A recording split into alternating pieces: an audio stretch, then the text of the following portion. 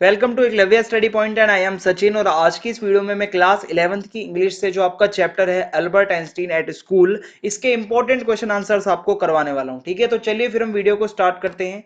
तो जैसा कि आपको मैं बताना चाहूंगा, आप इंस्टाग्राम पे मुझे फॉलो कर सकते हैं। मेरा यूजर नेम आप सभी के सामने लिखा हुआ है। अगर आपको कोई भी प्रॉब्लम हो आप आके मुझसे पूछ सकते हैं।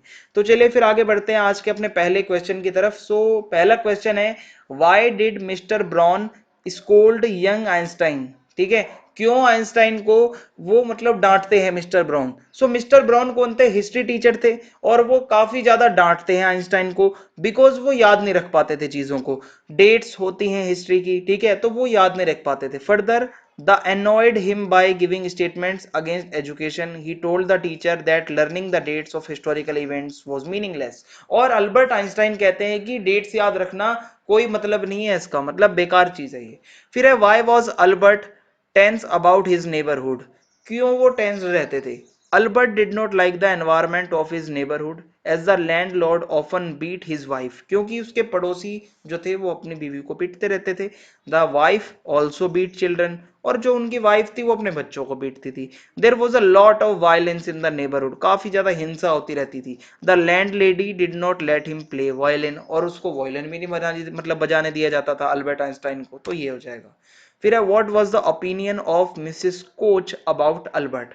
सो यहाँ पे अगर आप देखोगे तो कोच जो है वो मतलब काफी ज्यादा अप्रिशिएट करते हैं अल्बर्ट को उसकी इंटेलिजेंस के लिए। He was impressed. ओके, यहाँ पे ये मिस्टर होगा। मतलब किस तरीके से वो काफी ज्यादा इंप्रेस होते हैं उसकी मैथ के नॉलेज से। He felt that Albert new more than him in maths. और वो ऐसा सोचते हैं कि अल्बर्ट आइंस्टाइन को तो मेरे से भी ज्यादा मैथ आती है। He gave him a glowing certificate in maths. और अल्बर्ट आइंस्टाइन को यहाँ पे एक चमकता हुआ सर्टिफिकेट मिलता है। फिर है, what was Einstein's views on education. Education के ऊपर क्या उनके व्यूज थे? So Einstein believe that the existing system of education was incapable of meeting the purpose of education. वो सोचते थे कि ये जो एजुकेशन सिस्टम है ये खराब है। He believed that memorising dates and facts was not education. वो चाहते थे कि मतलब ये चेंज होना चाहिए, ये मेमोराइज करना तारीखों को, फैक्ट्स को, ये एजुकेशन नहीं होती। ठीक है, that ideas that come from critical thinking and analysis form real education. Critical thinking और जो एनालिसिस करके जो आइडियाज होते हैं वही असली एजुकेशन है। डू यू थिंक, ठीक है, यहां पे लिखा हुआ है कि do you think Einstein was being impolite while answering the history teacher. क्या वो हिस्ट्री टीचर को आंसर करते हुए इम्पोलाइट हो रहे थे Einstein? So I think Einstein was not being rude और impolite while answering his history teacher. He just wanted to express his frank opinion. वो जस्ट अपना एक ओपिनियन रखना चाहते थे कि ये फैक्ट वगैरह जो है ये गलत चीजें हैं। वो कोई ऐसा मतलब रूड होके नहीं बोल रहे थे, ना ही वो इम्पोलाइट थे। मतलब दोनों के व्यूज नहीं मिल रहे थे, इसलिए टीचर ने डांटा भी और पनिशमेंट भी दी। Who was Elsa? what advice did she give to Einstein? So Elsa was Einstein's cousin and lived in Berlin. She sometimes came to Munich and met Einstein. वो आती थी म्यूनिच में और उससे मिलती थी अल्बर्ट आइंस्टाइन से। Einstein told her that he doubted if he could pass the exams for the school diploma. मतलब आइंस्टाइन कहते हैं कि क्या मैं पास भी कर पाऊंगा exam. Elsa told him that she had seen boys who were more stupid than Einstein who had pass the diploma exam. वो कहती है कि मैंने तुमसे भी बुद्धू बच्चे देखे हैं जिन्होंने ये डिप्लोमा एग्जाम पास किया है।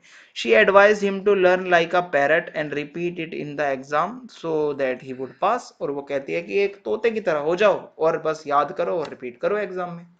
What did Einstein plan to do after leaving the school and how did he plan to achieve it? So Einstein wanted to go to Italy higher studies के लिए, मैथ्स में वो जाना चाहते थे जहां उसके पेरेंट्स भी रह रहे थे and wanted to take admission in an Italian institute. ठीक है, but for this he must have a reference from his teacher. So he went to his maths teacher Mister Koch who had firm faith in Einstein's abilities. वो जानते थे कि Einstein में है कुछ ना कुछ।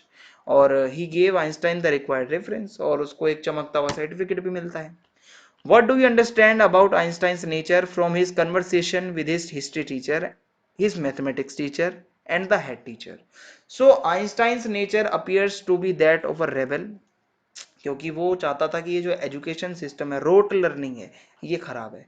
Thus he found memorising facts and dates useless. और इस चीजों को वो यूजलेस समझता था।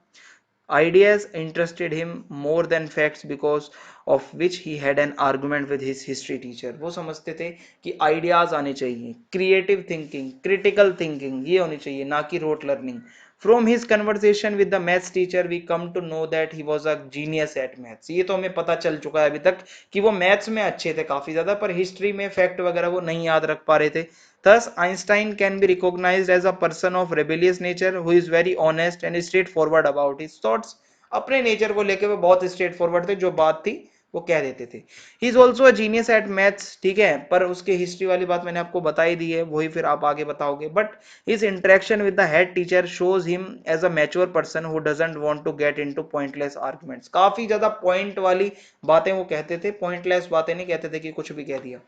Why did the author refers to Einstein's interest in music as his only comfort? क्यों ऐसा माना जाता था कि म्यूजिक से उन्हें कंफर्ट मिल रहा है? So Einstein used to feel miserable both at his school as well as where he stayed in Munich. क्योंकि वो जानता था उसके आसपास का जो एटमोस्फेयर है वो अच्छा नहीं था, स्कूल का वैसे भी नहीं अच्छा लग रहा था, काफी ज्यादा वायलेंस वाला मतलब था, मतलब कोई किसी के बच्चे को मार रहा है, कोई अपनी बीवी को पीट रहा है. सो ऐसे में उनको कंफर्ट के लिए एक मतलब म्यूजिक वगैरह का सहारा लेना पसंद था.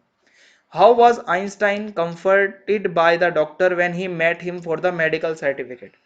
So Dr. Ernst comforted Einstein when he met him by saying that he understood Einstein's feeling because he was also a student until recently. वो कहते हैं कि मैं भी एक स्टूडेंट ही था.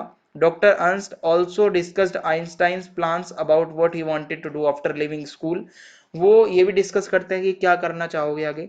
Both these factors comforted Einstein when he met the doctor. सो उसके बाद है Yuri calls Einstein the world's worst liar. एक झूठा सबसे बड़ा. ये कॉम्प्लीमेंट है या इंसल्ट है? So it was a compliment because Einstein believed in truth and honesty. He was unable to tell a deliberate लाई.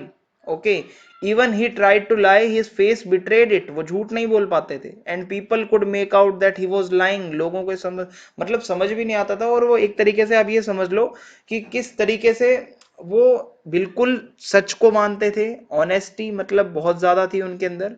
तो ये आपको बताना है. इसी के साथ चैप्टर खत्म होता है. चैनल को सब्सक्राइब करना ना भूलें, ज्यादा से ज्यादा वीडियो को शेयर कर दें, लाइक करना ना भूलें वीडियो को, और कमेंट करके जरूर बताएं वीडियो आपको कैसी लगी. और नोटिफिकेशन बेल को आप जरूर प्रेस कर दें ताकि आने वाले सभी वीडियोस के नोटिफिकेशन आपको मिलते रहें. जय हिंद, जय भारत, बहुत बहुत धन्यवाद.